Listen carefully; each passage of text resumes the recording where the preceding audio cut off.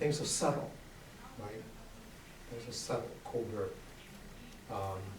And so what I think is happening now is that African Americans who are middle class, upper middle class, are developing a paradigm for how you deal with the unique stressors that impinge upon them. Because when you're working class, it's like, oh yeah, you work hard. You know, things are much more overt. You're in your place, so to speak. Other people relate to you in a way that they are accustomed, talking now about what the white majority population will relate to working class black folks in ways that they're very accustomed to relating to working class black folks. But when black folks move into positions of power and influence, it's different. It's different. Now, it's much more complicated, more subtle. So what we're doing now is creating a paradigm that will eventually work, which we can then teach to the next generation. But it's very much an incomplete paradigm at this point, it seems to me. And we need to start writing about it. You know? I'm just going to talk about African Americans, but you can say this for other groups as well, that have been socially excluded from the upper reaches of various social systems. We need to start writing about these things so that shedding light on them, explicating them so that people will be aware of what they're getting into, and then effective coping strategies can be developed more quickly. Did I answer your question? I think so. Okay. I don't know if there's any specifics, like the actual differences you think between men and women now. Just well, I mean, first of all, there are biological differences, right? So I think that, stress is going to impact cardiovascular system, other systems differently for women who are premenopausal than those who are postmenopausal, right? So one thought I have is that that the John Henry's effect, or the John Henry's hypothesis, will probably be more visible or more likely to be empirically supported among postmenopausal women than among premenopausal women. Because if the effects of stress, if that's the critical pathway, and if the higher levels of circulating ovarian hormones sort of modulate the biological impact of stress on women, then you would expect the signal to be weaker for women who are premenopausal than for men of the same age. That's one thought. Now, it's an hypothesis that somebody needs to test. But by the time you get to the postmenopausal period, you're already talking about a select group of women, right? Women who have survived that long, and so there may be a healthier subset. And certainly, the older you get, right, you get into your 60s, forget it. Eventually, all relative risks converge on one, right? So it's the 25 to 60 age range. That's where those day-to-day life stressors, those stresses of making a life for yourself, raising your family, that's where they're going to be most pronounced. That's where I think you're going to find the empirical evidence for the John Henry's effect. Prior to that, I think it's going to be pretty weak or non-existent. After age 60, 65, I think it's probably not particularly relevant in terms of explanatory power.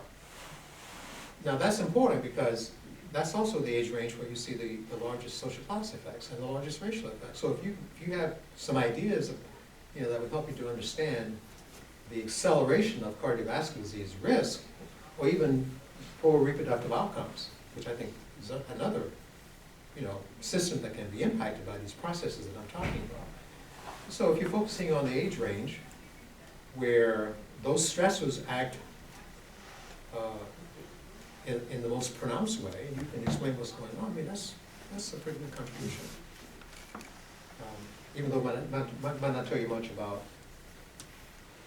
what happens prior to that time or what happens after that time. That's about the best I can do. So back when you were interviewing Mr. John Henry, and for him that big stressor or the machine was the sharecropping system. Mm-hmm. I was just wondering what system or what machine do you feel like is most relevant today? That is a great question. Could be more than one, right? It's a wonderful question.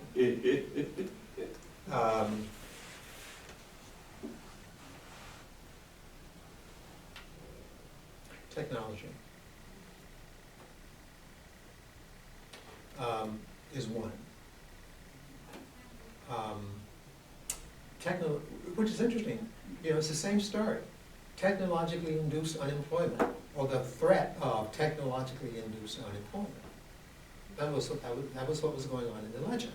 There's this new machine that came on that they were going to test out, you know, in terms of steel driving, labor saving. Don't have to worry about people not showing up on time to work, talking back to the boss, you know, all those things that, you know, involve with labor management relationships. That's what machines do. They eliminate a lot of those headaches for management, while at the same time increasing profits.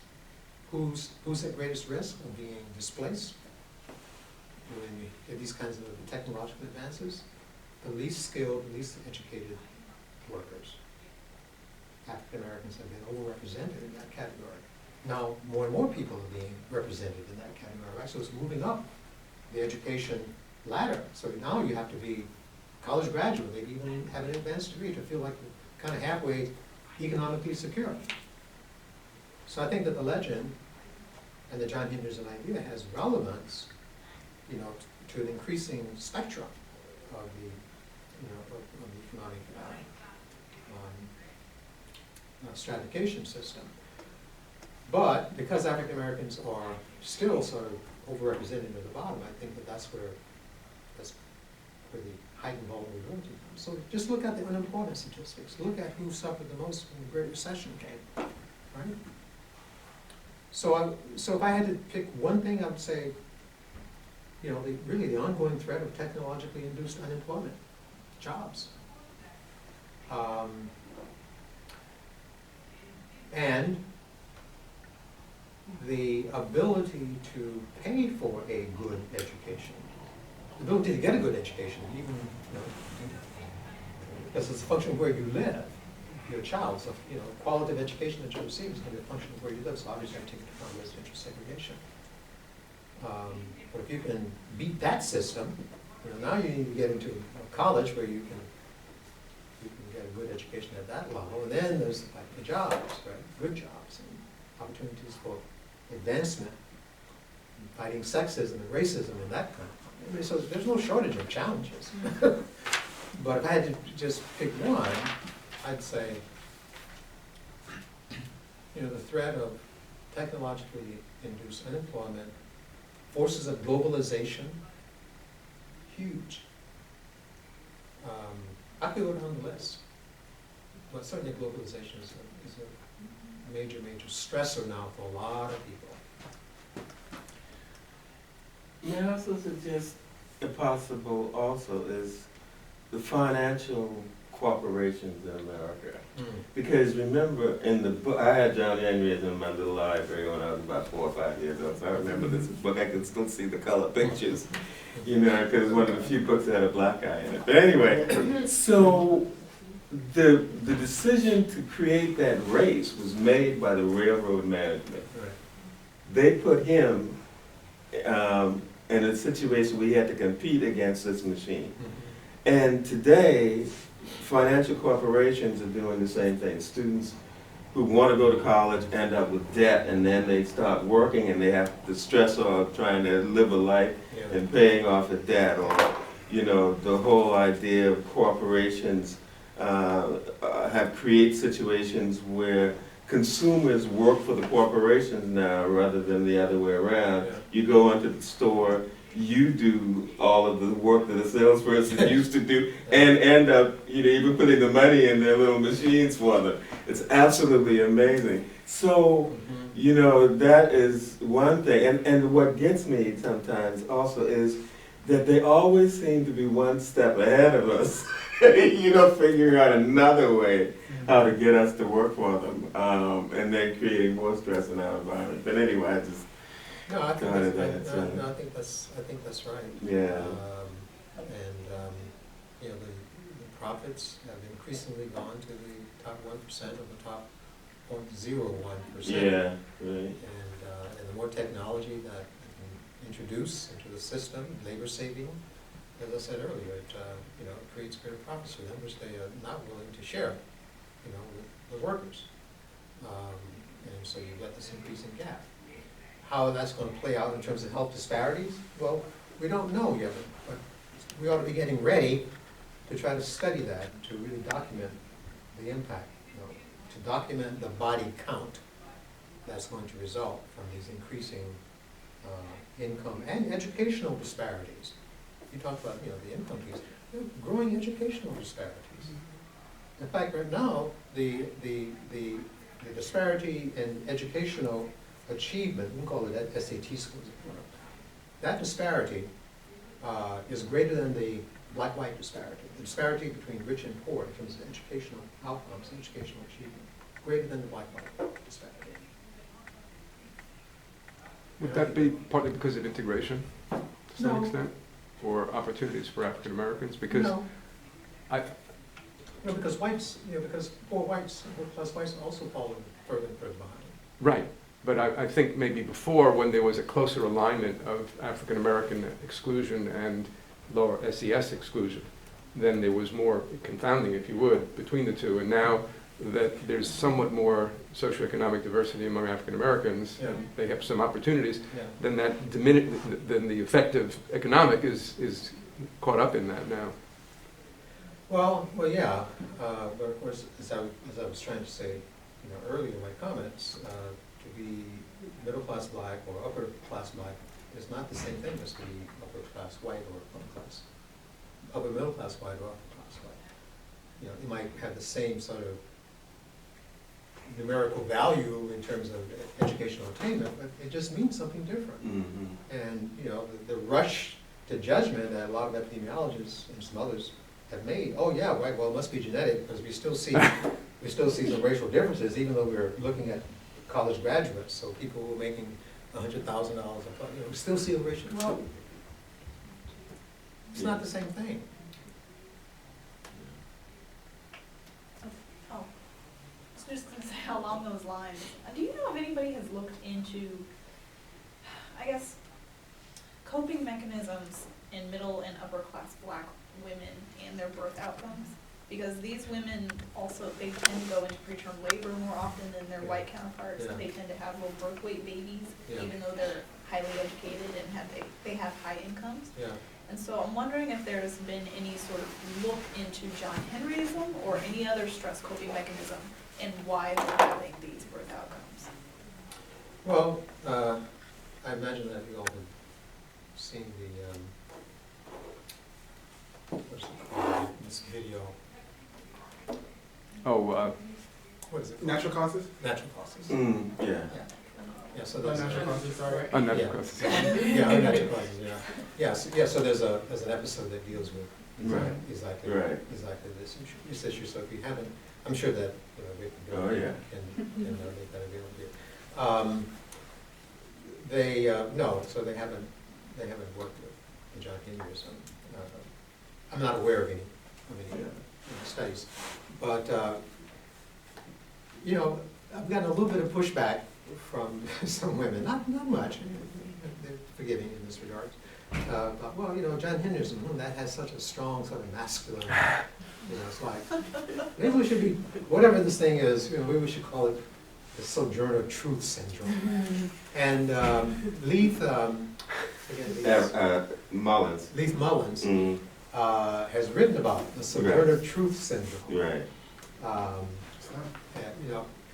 as a way of saying, well, we need to really, take a more gendered look at this. And I think she's right. Yeah. I would love for somebody to do, something in that area that would shed some light on what's happening in a way that really the John Henryism concept cannot.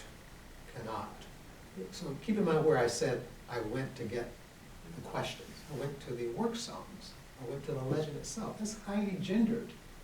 So even though, in my studies anyway, black men and black women kind of score the same, I don't think that my work has to date taken into account sufficiently the gendered aspects of this. So there's a great need, for more work on that. And whether you call it John Henderson, whether you call it something else, it doesn't matter. The important thing is the work needs to be done. They don't have the Spelman Agnes Scott data in MCH department? They probably have tons of data. I have no idea. Oh, seems like that data set would be kind of interesting to have if it's available. Maybe talk to Dr. Hogan. Yeah. I think, did you have a question? Yeah. Oh, sure, I always just blurt out things, but two things. I wonder if anybody's ever looked at the women who, like using your scale and then birth outcomes, and then go on and see if they end up with high blood pressure when they're older. I thought that was interesting. Yeah. And the other thing, apropos of your question, when the system or the machine that's elevating the allostatic load is less visible, does that have a different impact on stress levels and health outcomes? Because the systems we're talking about are less, they're more structural and they're more hidden now than maybe they were a few generations ago. Right. I think. I don't know. Yeah. I don't know the answer to that question. I love these questions because they are testable questions. It would take a little time to figure out how to test them well, and that's an iterative process to progressively get it right. But you see, the point I want to make, and let me try to see if I can make it a little bit more sharply now, so that when I was growing up, when Bill and I were growing up in South Carolina in the 50s, Mm-hmm. right? Yeah. 50s for me anyway. The discrimination was overt. It was written into the laws. People would say things to you, or say things to your parents, that clearly reflected, I'm talking all about whites saying things to black folks, that clearly reflected the attitude, well, you're not equal to us. You can't go here, you're not.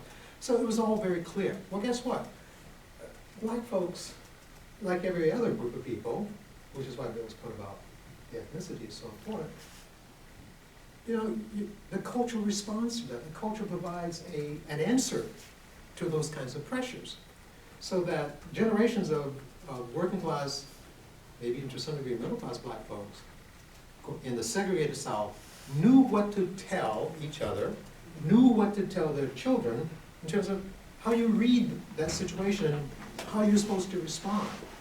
So there's this learning process that the culture drives.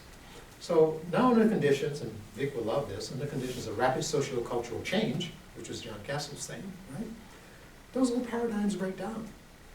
And so now, as I said earlier, what is happening is that people are trying to figure out how to remake, or how to understand, how to create some new paradigms that would be responsive to the changing circumstances. And I see this I have these kinds of conversations every day with my fellow African American colleagues at universities.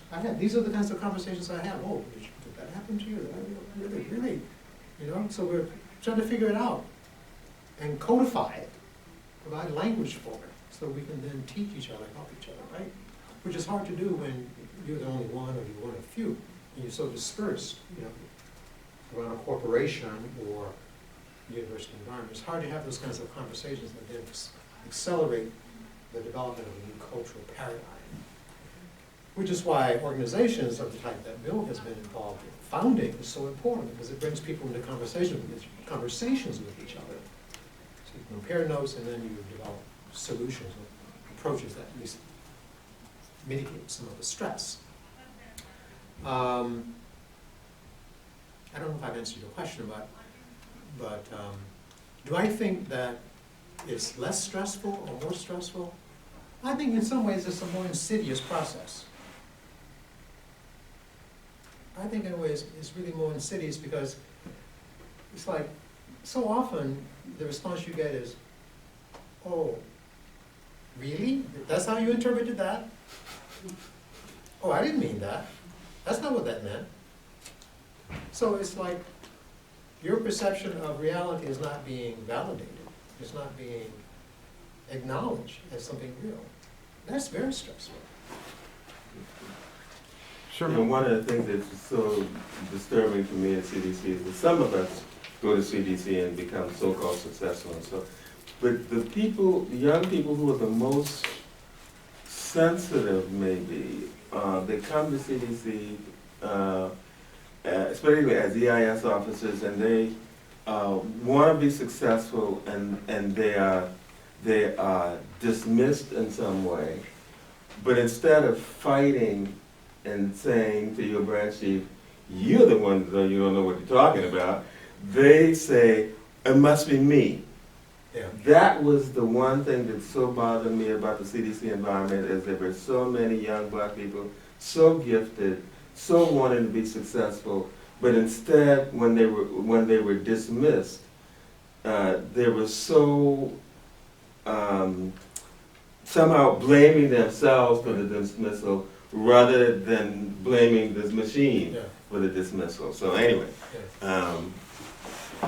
I mean, that was always what painful. about the natural fear of losing your job or being demoted, or in the government system staying on the same pay grade and all those things? I mean, it's funny because now we have, to a certain degree, we have more laws protecting your employment, although you're still an at-will employee, but even then, sometimes you still have to provide a case before you can fire somebody. But it's funny how, like, it's kind of weird how you're saying that you sound more confident than other people. Is that what you're saying? You kind of were more confident?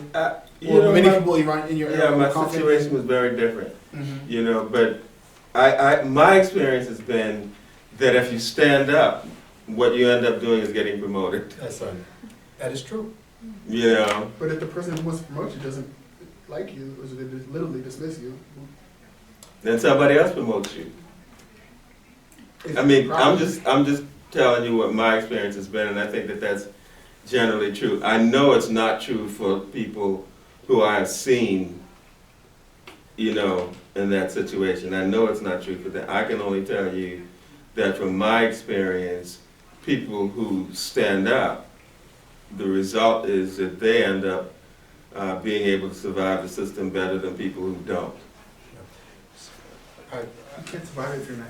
I completely agree with Bill about that, and so the two of you are just gonna have to talk so he can. Yeah. So he can unpack that more for you.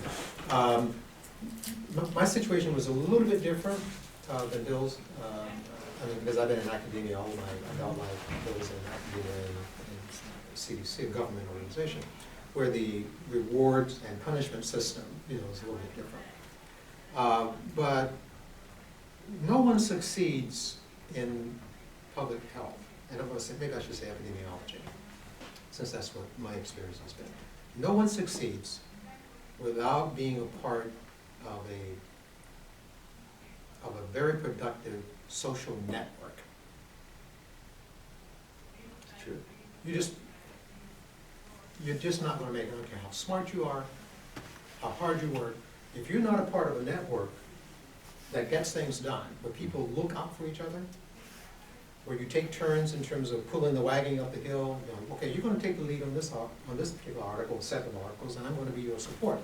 So there, and if you look at who's the most successful in this business, who has the longest CVs after 10 or 15 years, it's not because they're all that much smarter than, you know, somebody who might not have us. They're plugged in. And they're plugged in to networks that are characterized by race and by gender. And by where you went to school, too.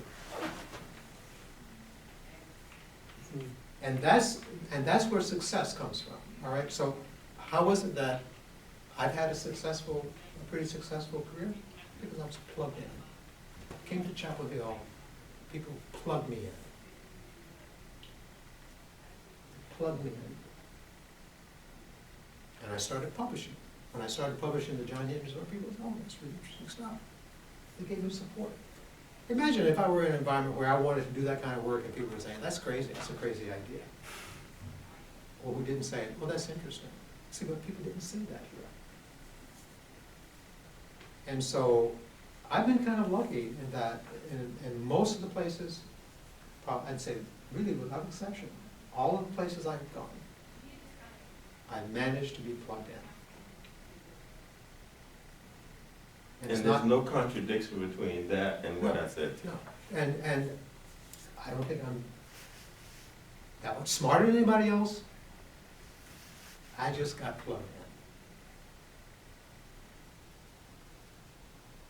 in. And in the absence of being plugged in, a strong support network, you wear yourself out trying to be successful. Trying to go up against the machine. See, the machine is less oppressive, less deleterious to your health when you have a strong support system. Intellectual colleagues, people who believe in you, with whom you can socialize, who treat you as an equal, treat you as a real person. And not everybody has that experience. And so people are not succeeding, quote unquote, not because they don't have the talent. It's because they find themselves in situations in non-supportive environments. So be careful where you wind up. You do have some control over that. How supportive is this environment going to be? To let me be who I need to be authentically, so that I can be an authentic person. Can I be an authentic person here? If the answer to that question is no, or I don't know, don't go there.